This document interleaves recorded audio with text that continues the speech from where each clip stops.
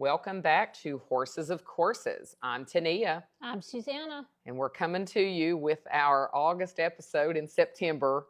This has been a theme this year, but it's like Tania waiting to order the buckles for the ATFO or... But honestly, that worked out because it's been so nice to see the pictures of the buckles like 2 weeks later and people having their like reflections on the ATFO. Well, I don't think they will think it's nice that the August episode is coming in September. We've had people reach out and be like, hello, where's your August episode? I know, but it made me feel so cared about. People have messaged and been like, hey, where you're late with your episode. And I'm like, oh my gosh. They do listen. Yeah, people are listening. They want to hear us. It's wild. So this month, we are going to talk to you about Susanna's favorite thing in the entire world. Do you even know what it is, Susanna? I'm covering up her notes. Feet are my favorite thing in the whole world. Well, this kind of wraps into feet. Oh my gosh, feet are your favorite thing? Like OnlyFans feet pictures? No. Don't start sending me pictures. People send me enough pictures of hubs, and they're like, what do you think about this? Oh my gosh, but what if the whole hop team started using... Well, the whole hop team started sending pictures of hubs. No, but what if we started sending you feet pictures, our own feet? I'd quit and go volunteer for Olivia. Hey, how does my manicure look? How does my toe look? Or my pedicure? How's my pedicure? I'd quit and go volunteer for Olivia. Oh my gosh. So we are going to talk to you about feeding in fall and how it impacts feet. Yeah. Feet, say fall, that fall. a lot. Yeah. Feet, fall, feet. Feeding, feet. fall, feet. Yeah. Oh my gosh, that's it. Feeding, fall, feet. So... Yeah, you know, so many people just don't realize that the sugar runs up in the grass in the fall, too. They think they get past spring and they're in the clear. And, I mean, it sounds like from talking to you, because you manage your fatty fats that are personal horses. That are not fat now. No, not fat now, but, like, it's been a struggle. And I almost feel like you talk more about it in the fall. Well, that's because so many people don't realize that fall's a problem. Like, I'd say... What would you say? 75% of horse people realize spring grass can be a problem. But here's the sad part, and this would take us down a different road, but 75% may realize it, but don't do anything no, about they don't it. do anything about it. No. So I think 10% of people do something about it, and I think that's kind of a sad statistic that we maybe have made up, but I still think it's accurate. It's somewhat accurate. But I would say probably less than 25% have concerns about the fall. Yeah. And currently we're in a drought, so that makes it even worse because it's not only fall grass that gets more dangerous. And we could argue back and forth. Is it sugar? Is it starch? Blah, blah, blah, blah, whatever. Fall grass gets bad, okay? It just gets bad. But anyway, now we're in a drought, so now it's stressed fall grass. So in some ways, that's like doubly bad. I did notice about 2 weeks ago, my mare's crest went up. And I started throwing Epsom salt at her like crazy, but it was only up for about 24 hours.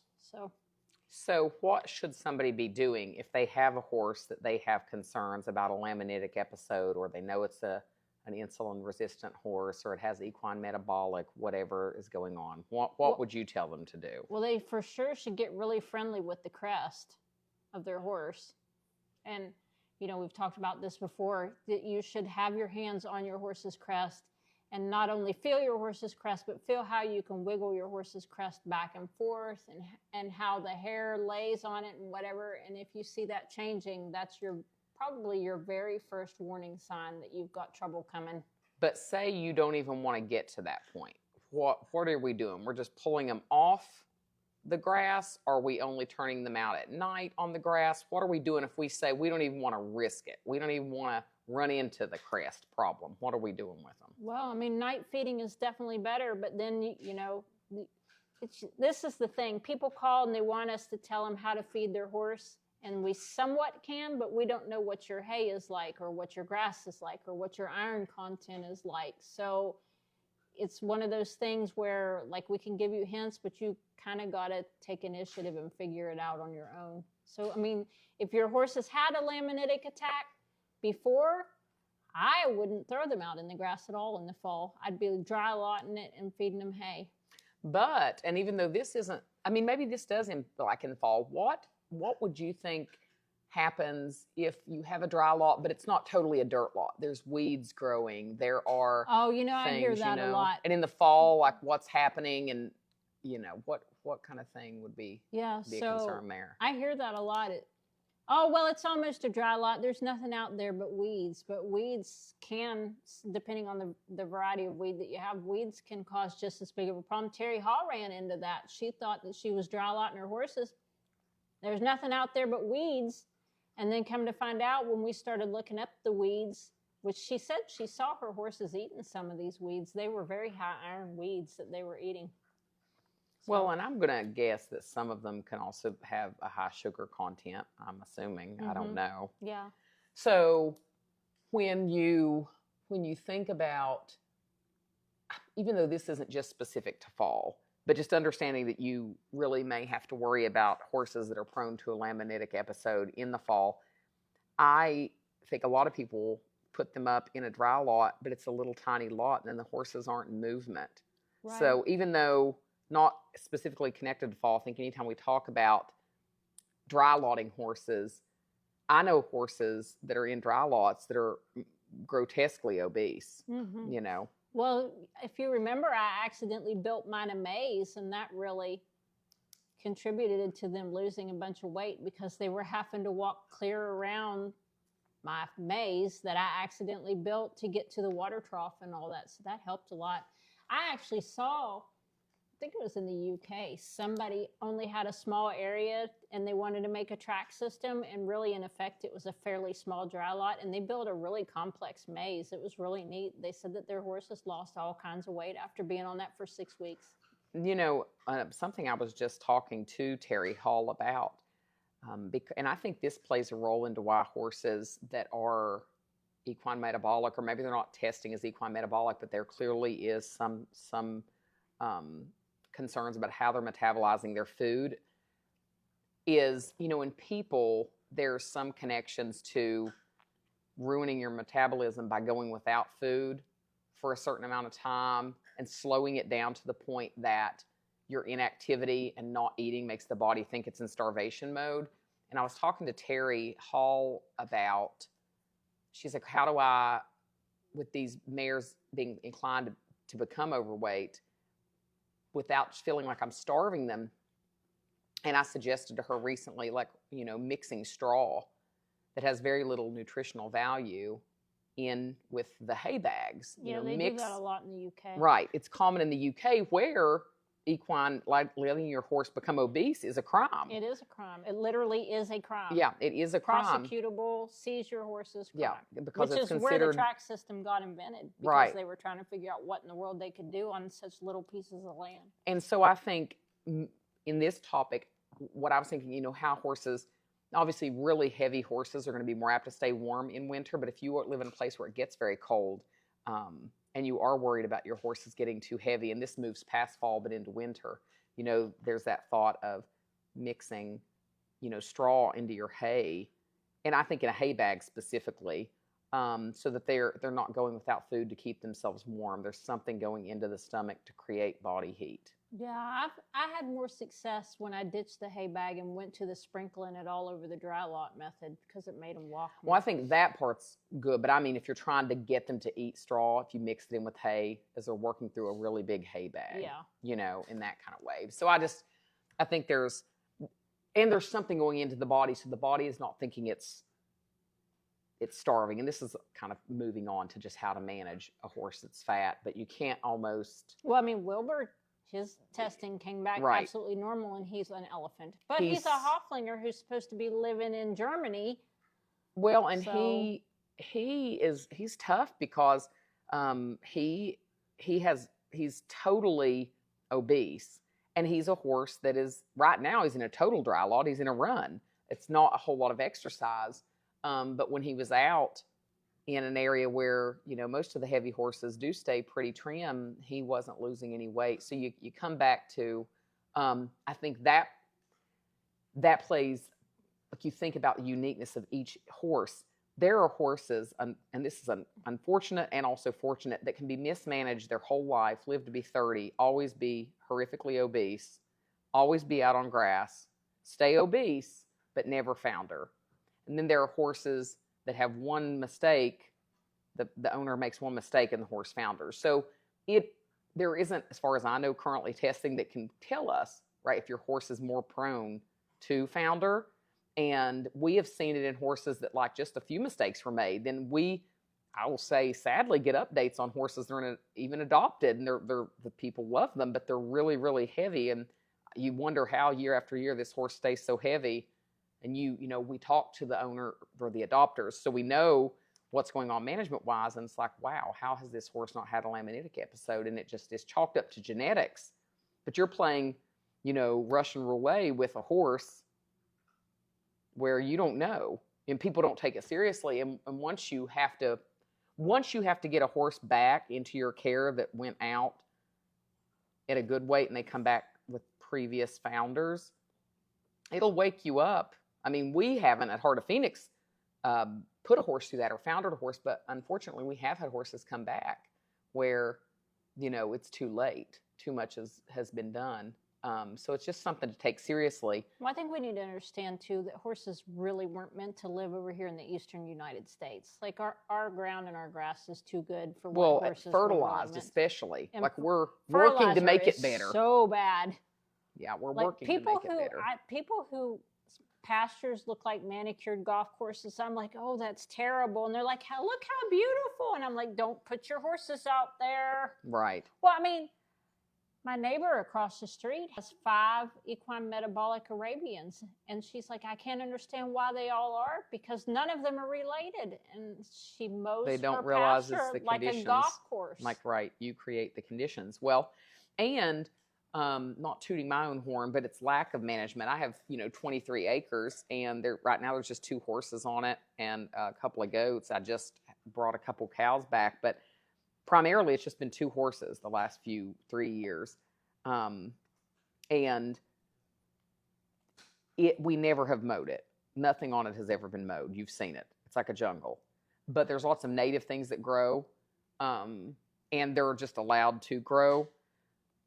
And the horses there currently, they just look good. The weight looks good. Now, benefits I have is that it's up and down. The horses travel up a mountain and down a mountain all day. So they're obviously extending far more energy doing that.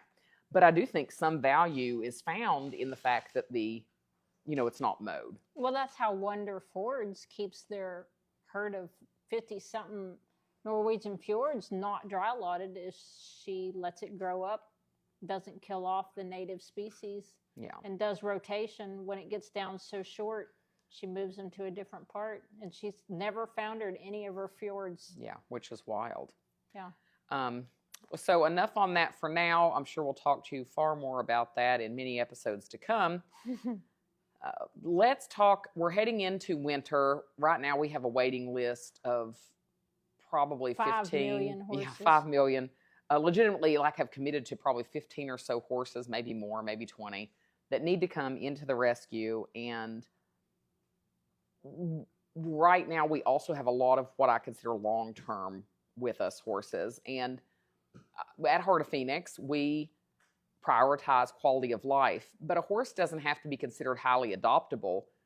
If the horse has a high quality of life with us, even if a home isn't likely to come, then that's just the way that it is. If the horse is comfortable and happy with people, if the horse is safe to receive vet and farrier care, and the horse is comfortable, then the horse is with us as long as it takes. So what we really need right now... Sometimes they're with us a very long time. Years. I mean, and then they pass away with us. Yeah. I mean, and that's happened quite a bit, really. And our goal is the horse gets a home. What we try to do for our long-term horses that we know that adoption is very unlikely is we try to get them into fosters. And even though it's not technically a home, because we cover some level of the expense, it functions far more like a home than being at the main facility. It is the main facility is stressful for horses, and It's stressful for me. It's stressful. Let me tell you, it's stressful for me too. So while horses' basic needs are met, and above and beyond their basic needs, really, honestly, it's still a stressful place, even if their needs are all met and they have time spent with them with volunteers. It is not a place that we want them to call home forever. So in the vein of needing long-term sponsors, I would encourage you to reach out to us if you're hearing this and you think, hey, maybe I can offer the deworming costs of your horses that are in long-term sponsor for the year. We can give you that figure so you know exactly what you're giving to. If you want to say, I just want to sponsor the care of one of those long-term horses for a year, for a month, whatever it is that you can offer. Because some of these horses are with us 3, 4, 5 years. Santiago is now in a long-term foster. He's comfortable there. He's happy there. He can stay there the rest of his life as a foster if he needs to. And I think this is coming up on 6 or 7 years. Yeah. We got him in January of 2018. So yeah, I mean, we're coming up on 7 years. Am I counting that right? That was so sad. He was the nicest, sweet fellow. Good boy. Just riding wasn't for him. I mean, he would do it, but it just wasn't what he wanted for his life. He's in a very quiet foster in Kentucky. She's fostered on and off for us for a long time, and he's getting along with her old blind mare really well. Does she have any kids? Because he sure does love for kids. No, she does not. It's her and her partner, and he gets along with her mare, doesn't pick on her. But at some point, that mare is very aged. She's going to pass away. So, I mean, I guess at that point, maybe she chooses to continue fostering. But for now, he's there. But that's a horse that we cover his farrier costs, his vetting costs. She covers his feed. So that's somebody that you could reach out and say, hey, I just want to make sure that I cover those costs for Santiago as long as he's with you guys, if it's 10 more years. So think about that, and if you can help, we certainly appreciate it. You can do it as a repeat foster or repeat sponsor, or you can do it as a one-time sponsorship. Any of that helps. I don't know if you know this rescue story we're getting ready to head into. Soleil. No. You will probably remember the drama at the ATFO about her later. Do you remember that drama later? Yeah, kind of. Kind of. So, picture this. Mingo County. It was 2018. 2018. Was it? Gosh, was it 17? 2007. I believe it was 2017. 2017. This skeletal horse is being hidden in like a carport behind this trailer in the mountains of Mingo County. And is this the one where they were filming? No, this is the one where the woman tries to attack me with the law enforcement. So we go out with law enforcement. I don't even know how it got reported, because it had to be a family member or something, because you couldn't see this horse from anywhere. And I ride up with law enforcement. It's really difficult to get out there. And this person actually fostered dogs for the county. She would go in and foster dogs when they were taken to the shelter. And actually, the animal control guy, I mean, he understood when he saw the conditions of the horse, but he's like, I hate it, because she really was helpful on the dog front. And it was a shame, and I kind of felt bad that it happened. But I mean, we had nothing to do with the report. We just went when they called us to come out. So I go out, and we can't get the horse trailer all the way up. So Susan's waiting down with the horse trailer. I go up, and the lady runs out of her house and runs and tries to choke me out. Yeah, I remember. She doesn't get a hold of me. Law enforcement yokes her up, and they're like, listen, whatever her name was, you got to settle down. Yokes her up? Yoke, like you get somebody around the throat and pull them back. Like you're yoked like an oxen, right? Like a yoke around your neck. I've never heard anybody call it anything like that before. Oh, yeah. Yoked.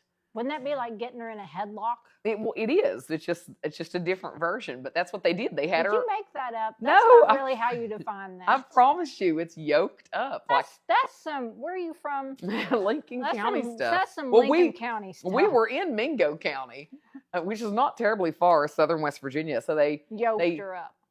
They yoke her up, and they say, "Stop pulling on your leash before you yoke yourself." so silly. Oh, now that you say it, I'm like, I don't know, but I've heard it before. Watch me get out, and I really did make it up. She made it up. So we get this lady. Well, I don't know that I get her calmed down, but they get her calmed down in theory. It's like a cross between yank and choke. Yes, well, that's exactly what it looked like. So they tell me to go get the horse. I don't know where the horse is. She's saying there is no horse there. That's all a lie. And about that time, the horse whinnies. No, they are like, here, let's go look around back. So we go around back. She has her hidden in this carport, closed in. you know, and it's like July, as best I remember. This actually, I think Now, this wait a minute. This happened in 2016. We rehabbed her, and she went into ATFO in 2017, but they didn't end up competing with her. Okay. So, and that's when all that drama happened about like writing the bids that first year, but we'll get to that. Oh, yeah. We'll get to that. So I go around there, the lady runs after me again, cussing, screaming. They yoke her up again. They yoke her up again. They said, I think her name was Margie. I've told you, Margie, not one more time. I ain't going to do it again. I ain't going to do it again. So she starts saying it's the parasites, and they'd given her some kind of thing that didn't exist, and that the vet had seen her, and she brings out a thing, and it's a receipt for dewormer. And the horse is, I mean, at death's door. Well, if she had a receipt for dewormer, that's better than some of them. And she did. She did have a receipt for dewormer. Was it ivermectin? I believe so. And they didn't have, but she didn't, there was no food on site, no hay. She didn't even have water as far as I can remember in that carport. And again, it was so hot. So they're like, you know, Margie, we're gonna have to seize her. And they give her these papers.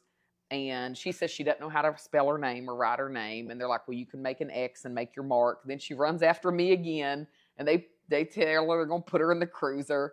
And it was wild. So finally they have control of her. And they're not letting her come after me anymore. And she says, well, you'll never get that horse loaded. She won't load for anybody but me. And I was like, I don't know, honey. I think she's going to.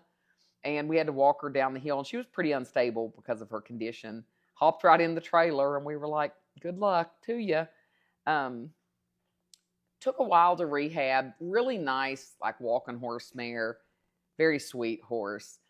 So she goes into the ATFO the first year we did it, and that was when, instead of having a live auctioneer, we had the paper bidding, a silent auction. And because we had never done it, we were trying that out. Yeah, that rapidly went out the window. So that was not a disaster. Not the best idea. We had fisticuffs at the table. Yes, and so there was one about Dune, the horse that won with Adam Black the first year, but also the more subtle thing was that I can't remember exactly how it played out, but somebody who had fostered wanted to adopt Soleil. They hadn't really mentioned it to us. Why did we name this black horse after Sunshine, by the way? I don't know. I think it was me, but it could have been Susan. Did you not know what that word meant? I did. No, because I had a min pin who was also black named Tori Soleil. So I don't know. I don't know. Okay. But I think in my mind, I don't know how Tori and Soleil, my dog, and she was black. And so I don't know. I'm sure that's why I called the horse that. But maybe she was really happy. Was she a happy horse? She was a very cheerful, nice horse. Aubrey used her in lessons for kids and things. She ended up not competing with her, as far as I can remember.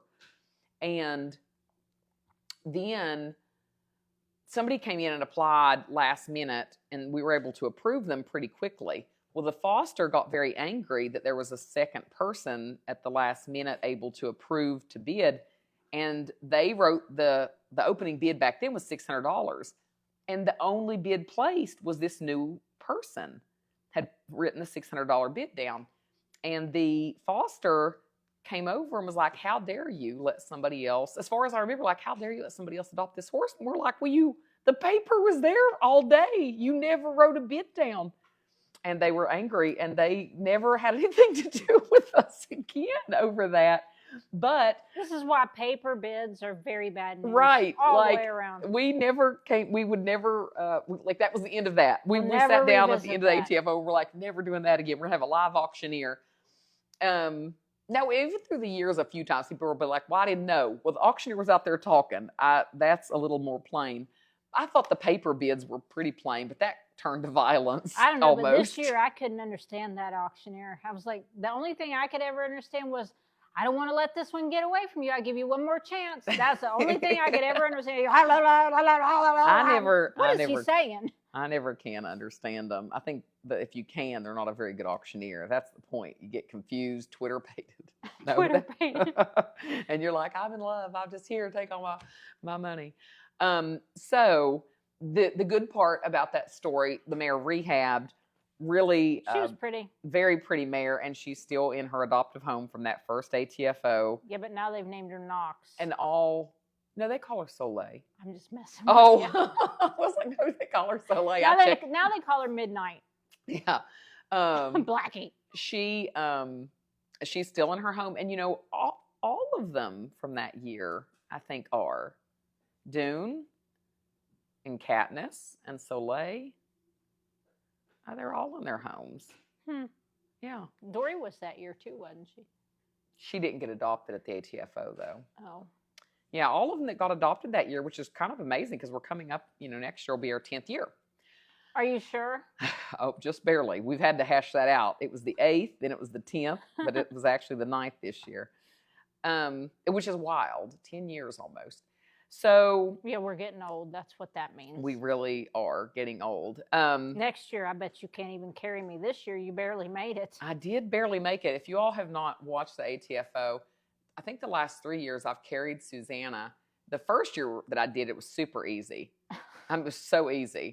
And then the second year, it was not real hard. This year, I was like, Susanna, have you put on weight? And she's like, no, I weigh the same. And I'm like, gosh, I am getting weak. I didn't even complete. The one year I completed the whole course. Yeah, I know. The first year, I This year carried you Susanna pooped through out. every single thing that the horses went through in their trail course. I think last year I did about half of it. This year, I think I only did like 3. And I was like, I've got to take a break. So we're going to get to everybody's favorite part of the podcast next. It causes so much controversy. The ding-a-ling of the month. I don't know. You might want to drop this one now. I'm going to keep You're it. the ding-a-ling of the month. I'm going to keep it. Because we get so covered up. And I have one down here, but I'm actually going to change it because when I planned this podcast, then like yesterday, we got a much better ding-a-ling in the messages. The one that told me somebody should euthanize me.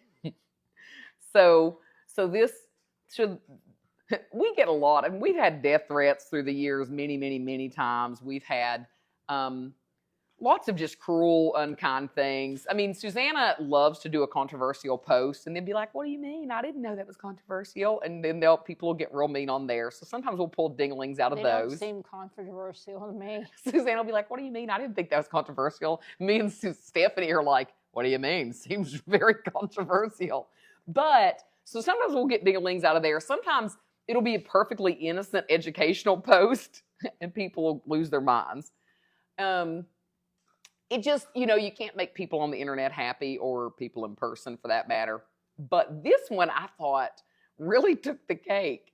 I shared it on the Heart of Phoenix page, the print screen of it, but it was like, hopefully somebody euthanizes you. Get the F out with that.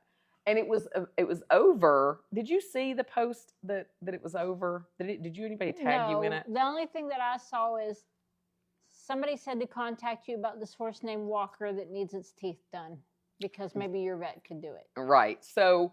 And I'm like, okay. So what happened is there was a post in Ohio of this old paint stallion. And the posting was created by a small animal rescue. We were tagged in it probably, maybe 100 times. Well, I didn't see anything about it. Yeah. They were tagging me, usually, like they were tagging me specifically and then Heart of Phoenix as well. So I was tagged over and over all day in this ad or this post.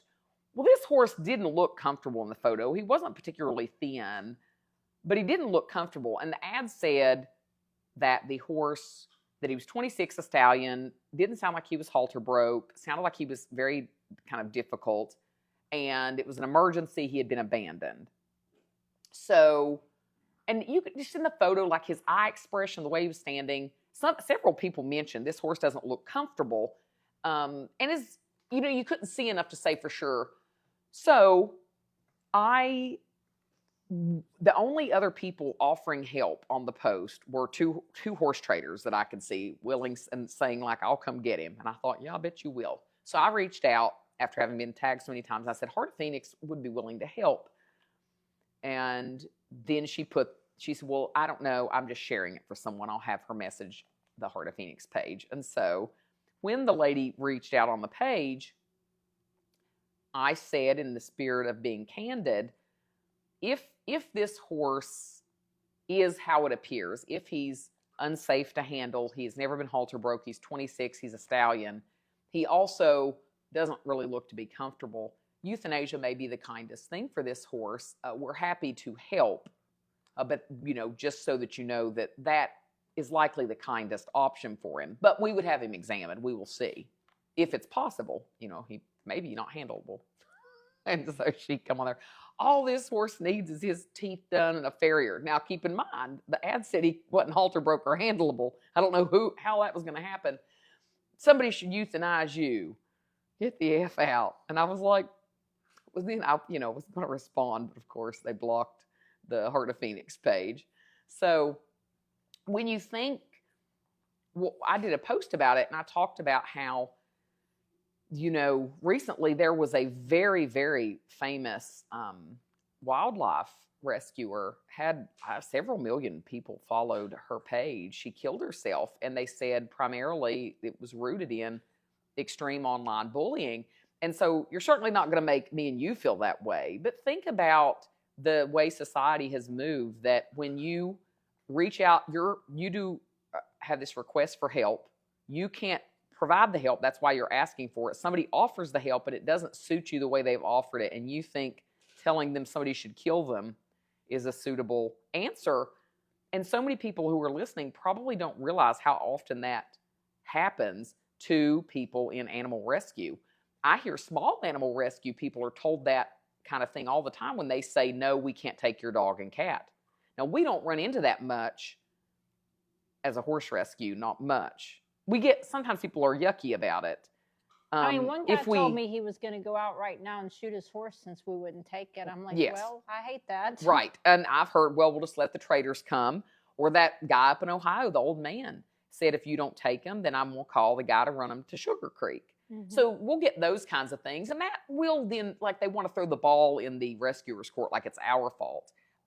Which it sucks when they say that, and we wish we could prevent it, but we can't do everything. No, and you have to be able to rest with that I can't save them all. It's kind of like Tania. I've got a 56-acre farm, and she's like, you could fit 14 horses here. And I'm like, nope, 2. 2 is all I'm going to foster. But look at all this. Nope, 2. 2's what I got. Or what is it that people say that, like, aren't necessarily extroverts like me? I don't have enough spoons for this. Meaning that, like, I can't extend anything else. I don't have it in me. I can't, for whatever reason. I don't have the, hey, want to go eat? And like the introverted people will say, I don't have enough spoons. Have you ever heard that? No. Stephanie says that. Is that like yolk? No, Stephanie, I'm going to get on the chat and tell Stephanie. Tell her about what spoons are. I have never experienced that. I don't run out of spoons. But, and I don't know that I've yoked any people up. Though now, if that gal would have tried to got a hold of me, like if she'd have got a hold of me, she'd have wished she hadn't. But actually, in all the times I've gone out with law enforcement on seizures, that is the only time that law enforcement ever tried to keep me safe. They would just send us out and be like putting bulletproof vests on, and here it'd be like me and Sonora, and they're like, yeah, I'll go get the horse. And I'm like, where's our bulletproof vest? It didn't matter. We were but that time that guy did. Each time she ran for me, he got a hold of her. But so. Have you ever been out where you had a crazy woman crawling on her hands and knees in her pajamas going, it's okay, honey, they're not going to hurt you. Come here. I have seen similar things. And I'm telling you. And I will say, we don't really do seizures anymore. I still have recently gone out with like animal control or law enforcement when the animal has already been surrendered. That's not really very volatile as a rule. But the seizure cases, I don't miss them. I've had enough of them to last a lifetime. So we'll be doing podcasts in a year, and I can still tell plenty of stories about that time that we went out and got so-and-so and how the folks acted. Though I will say it's remarkable, but we've gone to some seizure cases where the people have actually been like, thank you. I know that this is the right thing. And I'm like, oh, it's kind of sad. I wish in those cases the people knew they could have just contacted us. And I think that's something maybe worth mentioning. If you're listening to this, sometimes people just need to know they can reach out and turn a horse over. And that's why it's so important that Heart of Phoenix prioritizes owner surrenders. You know, we actually started with auction kind of stuff in the early days. I would go to auctions, and then it moved to purchasing low-end horses on like Craigslist for $50, $20, $100. Then it moved to law enforcement seizure. It took a long time before we really moved to helping owners first. And I think that's where we are now, but it's not as fundable. People don't care about that as much. There's not as much hullabaloo. Yeah, there's not as much hullabaloo. But we've got some good words this go around. Hullabaloo. Remember when that lady yoked. called me and said some little word, and she goes, "Oh, you probably don't know what that means. Let me find a different word." I'm like, "Excuse me?" I can't think of what it was. It was a very simple word. It was a very simple word. Like, it might not have been in everybody's vocabulary, but it wasn't like a very that unusual. pissed me off so bad. I'm like, if you knew how I read, shut up. Susanna really gets it hard on the phone. I mean, Susanna mans the hot phone. So if you ever call, you get Susanna. Now, you can get me on the phone through a series of steps, but Susanna is who gets the initial calls. So she has some real doozies. I don't envy her. Most of the time, I'm pretty patient and cheerful. Sometimes, every once in a while, I'm like, I can't anymore. I'm done. Just say, I've got to go. The president of rescue is calling. Make it seem very important.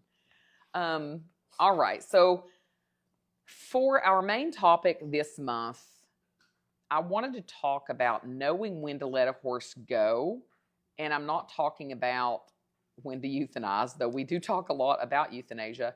It's knowing when to cry uncle. This horse is not a good fit and never will be. Which doesn't necessarily mean that horse is a bad horse. At all. I rehomed Cisco because I couldn't make him fit in the box that I wanted him to fit into. And he's a perfectly lovely horse. Right. And so several things about that. Everybody at home's going, "Oh, a rescuer rehomed her own horse." Right. Oh my gosh. Oh my gosh. Well, and so 2 of them actually. I've rehomed, 3. Really? Gosh, Susanna just gives her horses away, guys, left and right. I put them all through Heart of Phoenix, though. Yeah. I turned my burden over to Heart of Phoenix. Which you have more than repaid. Right. So in that vein, I think several things. They have a lot of guilt, but then sometimes it's ego. It can be a combination. The ego is, I can make this work. We're going to make it work. I can get there. And sometimes your ability to learn and the horse's ability will never be on the right trajectory, right? The horse is here, and no matter how long, and there's no video, but I'm doing hand signals. Right. Like, the horse is here, and no matter how, for the rest of your life, you're never going to get there. You're going to fall right under it, which is a disservice to the horse. Which is not what I rehomed mine for. No, they weren't above my level. But that is one thing. Also, there can be just personality clash. Yeah. You may have liked the horse when it was being handled by so-and-so and you met it, and its personality was playing off that handler, and that's how the horse seems. You get the horse home, and you have to give it a lot of time, but 6 months go by, and you and the horse are just like oil and water, and that absolutely can happen. And until the horse is home with you, we just had a horse returned.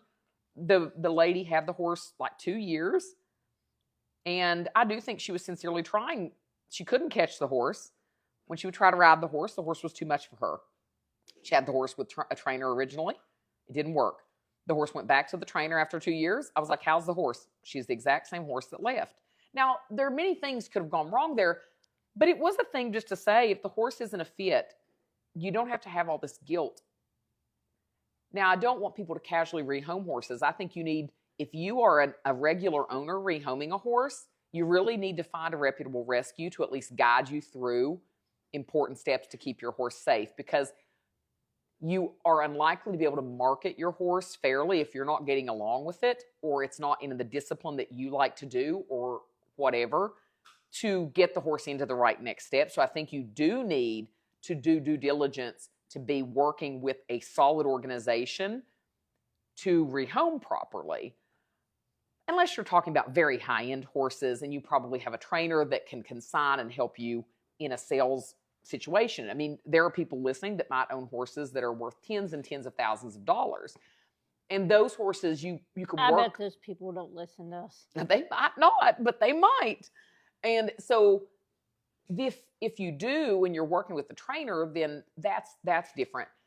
But let go of guilt if the horse really isn't a fit. Now, this isn't an excuse or a license to just throw in the towel because you don't want to learn anything. But a horse likes to do certain things, and a horse should have that voice. So in Susanna's instance, remind me with Cisco, what was it? He always wanted to march very fast down the trail. And I didn't want to go fast. I wanted to just dip to doodle down the trail and look at the scenery. And he always just wanted to get her done. And no matter what I did, he wouldn't slow down. So I found him a home where they like to go fast down the trail. Not even trotting and cantering. He just wanted to walk really fast down the trail. And he was a very marketable horse. Oh, he was lovely. He was a big, pretty gelding, buckskin. buckskin. Oh, that's right. Beautiful horse. Big, pretty horse, and he's been in his home for years now, probably 6, 7. Yeah. And 7. I paid and put him into training, and he got along really lovely with the trainer. And I thought he was lovely when he came back, but he just would not walk slow, and I didn't want to walk fast. And so rather than, and here's the thing, had that been a 23-year-old horse, you'd have probably just turned him out and been like, well, you're not marketable. We'll retire you and take care of you. But why in the world would a young horse that's very marketable not just go into another home? And I think I could have kept fighting with him, or I could have put a really heavy bit in his mouth and made him slow down, but that would have not been any fun either, really. I mean, not that I would have, but I mean, people rather than rehome their horse and find something slower, these are the things people would do. Right. Or jamming for instance, up some other horse's butt. Well, going back to feeding, if you are not in a situation, if you have a horse that is going to run the risk of founder, and you cannot, for whatever reason, create a space and a feeding environment to keep that from happening, you should rehome that horse. Yes. That's it. And those situations could happen. Maybe you can't afford to have them a buddy and they have to live isolated in a very small lot, which isn't fair. And there are people out there who manage heavy horses, and the horse can have a buddy, and they have a track system, or they have a very large lot and they exercise them a lot and they have tailored a feeding program. Same thing. On the flip side, maybe you aren't set up to keep a hard keeper, maybe a thoroughbred who's very delicate and apt to need shoes, and maybe your farrier can't come out every 4 weeks. These are things that do not make you a bad owner, but they can make you... You know what? I had to rehome Navarre because at the time I didn't have Misty, and I couldn't get the farrier out here enough to keep Navarre's feet comfortable. And you can't just make farriers do things. And in that case, it was a big draft horse. Everybody won't work on them. And you can't just easily pop them in the trailer and haul to somewhere. I mean, these are things. He was nice for the farrier too, but he needed him to come out more often, and I couldn't get it done. So I rehomed him through Olivia's rescue, actually. Well, and This makes me sound terrible. And this is also over a very large number of years, and you had children at home who used to ride, who no longer ride. And I know where they all are. They're all safe. They're all lovely. They're all fine, and they all were easy to rehome. It was, there's a big difference in putting off your old retired horse with chronic issues and rehoming a marketable horse that has years left that can provide somebody with their heart horse, if somebody even would use such a term, and horses are resilient. And here's what people don't think about in the wild. And we have been able to observe, and I have specifically been able to observe a lot of herds in what we consider kind of a wild setting, the feral herds in Kentucky and West Virginia. And people be like, they're friend and they'll be sad, blah, blah, blah. Okay, well, so-and-so was in this herd. Next year, they're 10 miles away in a different herd. That's the way horses do in the wild that we have observed with their own eyeballs. They move. Stallions move herd to herd. They get kicked out. They get dethroned. Band mares move. The babies get kicked out of the herd. All the colts get kicked out. So horses, for the most part, with some exceptions, adapt and they move into another setting very well. we haul a lot of horses from foster, from rescue, from where they live to the rescue to a foster to trainers. And it is not typical that the horses are very stressed, usually not stressed at all. They usually go right in and they do very well. So, you don't want to hold on to a horse that isn't a good fit and ruin your ability to live life with horses and enjoy it. And you also don't want to make a horse go into a box that they don't want to be in. Well, I mean, if I'd have kept Navarre and not sent him on when I couldn't get a farrier out, then I'd have had to euthanize him because his feet would have fallen apart so bad they'd have been painful. So that would have been really selfish on my part. But I tell you, I bawled when I put him on that trailer. I bawled for days. He didn't care. No, I'm sure I bawled for days. Yeah. Well, and in any of these instances, understanding, and I think that's one of the beauties of adopting from a good organization.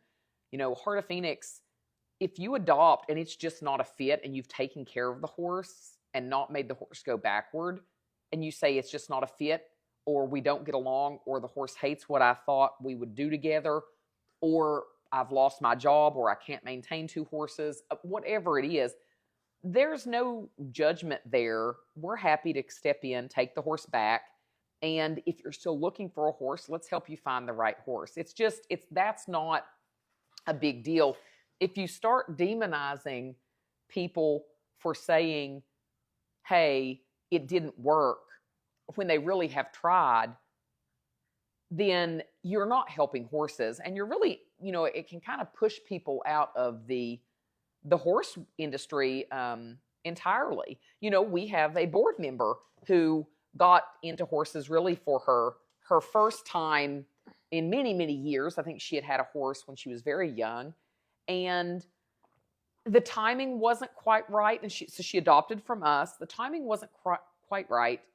And she, had an accident on the horse in a clinic, which, I know certainly was a confidence shaker.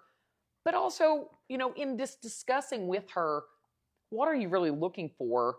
This horse wasn't really the best fit. And so, I encouraged her. I was like, hey, just let her come back. This horse is the fit somewhere. And it happened to be where she had been was a good fit for her. But her foster was a good fit for her. But it's just, you want people to find the right horse.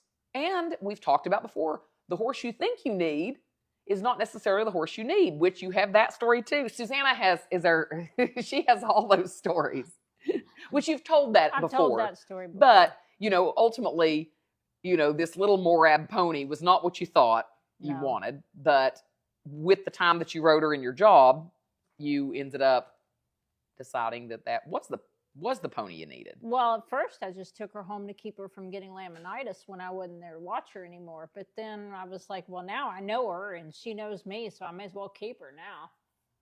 Yeah. So I offered to buy her, but then I got her given to me. Right.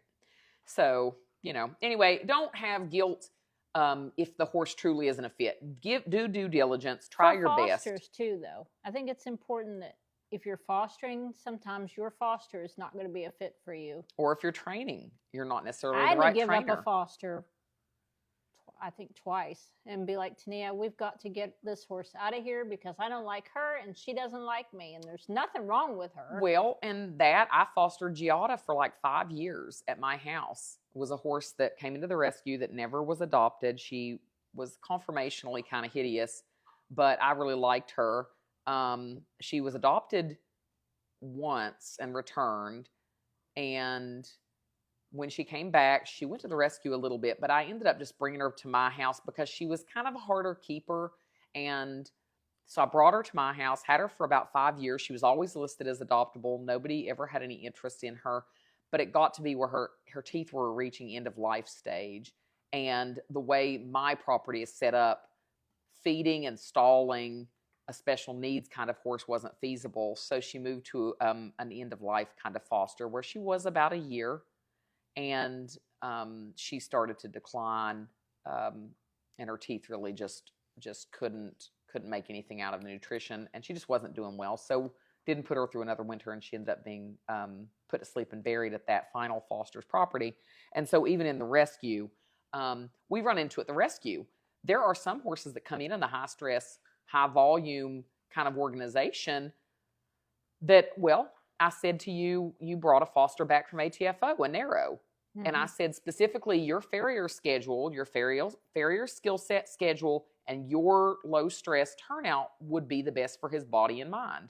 And Susanna was like, even though I don't want to, I will take him. You know, but not that I didn't like him. I just had a very bad hay year. So, I mean, even in the rescue, always be willing to say, am I serving the horse and what needs to happen in this? I mean, if you're in it for the horse, you know, we have to do it all the time. And sometimes we think this will be the right fit and it's not. And so you have to go back and reevaluate. You have to drop your ego and be like, okay, somebody else might have better luck because it ain't working here. Well, and I also will say this. I think this is important. How do new riders that need a very been there, done that horse learn to ride if you outgrow the skill level and you don't let that horse go on to play a role in other people's lives? I'm not saying if your horse has served you and you have the money to do it and the means, keep and retire your horse. But if your horse has 10, 15 more years ahead and they're safe and they're at a skill level where maybe a newer rider could enjoy that horse and spend time with that horse, I mean, that's how you keep people in the industry. If everyone feels like ever letting someone else have an opportunity with a horse, like they're afraid of that, then it really does block off a lot of ability for people to learn and grow and have horses that work for the levels that they're at. So not saying don't keep your horse that served you when you were a beginner, but don't make somebody feel bad who can't afford to keep 2 or 3 horses. And if they've outgrown a horse that's very marketable and safe and they're ready to move to another level, there is certainly no harm in letting that horse when they're marketable and able to teach someone else or keep someone else safe or let them learn.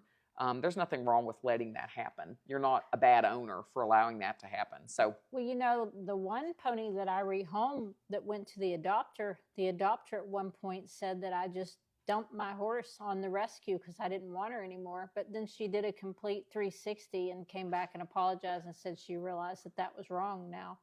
Well, because I do think some people have been in a privileged spot where they just think you can keep every horse that has ever been in your life. And do I wish that, you know, I was able to keep the horse I had at 18 and I knew where he was? Yes. Did that go wrong? Does that bother me? Sure. But when I first moved to my property, you know, there was a horse that came in that I, you know, was more of a rescue type of thing, but I thought about keeping her and had her there a while, named Liz. I was a quarter horse mare, and there was no use for this very young horse who was maybe 9 years old. And I don't feel bad that she went to a homeschooled mother's home where her kids have ridden her for years, and I've kept up with her. And 13 years later, I still see her. She's great. She was adopted through the rescue, but, you know, that was a horse I considered, you know, keeping. And she's living a life where she's used and she's fit. And, you know, I think it's been really beautiful to watch that. So, all right, y'all, we are going to try to get you your actual September episode timely this month. But for now, this is your August episode in September. Until next time, I'm Tania. I'm Susanna. And this is Horses of Courses.